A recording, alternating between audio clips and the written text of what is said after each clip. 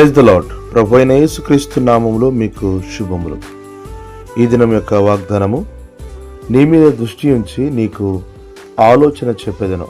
కీర్తనలు 32వ అధ్యాయం 8వ వచనం.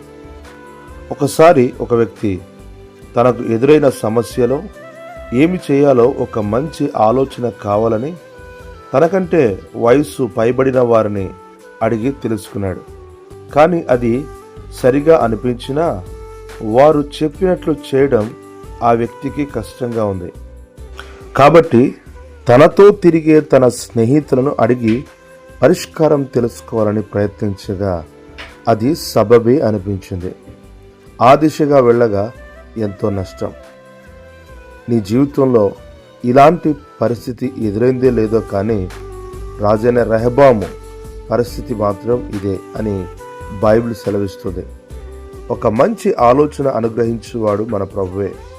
కారణం, ఆయన మన ఆలోచనలను, మన ప్రతి కదలికను ఎరిగినవాడు. పరిస్థితికి తగినట్లు మనల్ని అర్థం చేసుకుని మనలను నడిపించేటువంటి వాడు. ఆయన అంతటి గొప్పవాడు. కాబట్టే తప్పిపోయిన చిన్న కుమారుడు తన ఇంటికి, నయోమి తన దేశానికి తిరిగి వచ్చారు.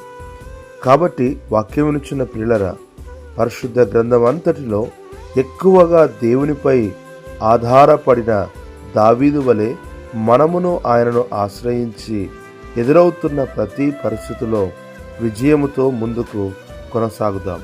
అట్లు చేయుటకు ప్రభు నీకు సహాయం చేయనుగాక. ఆమెన్.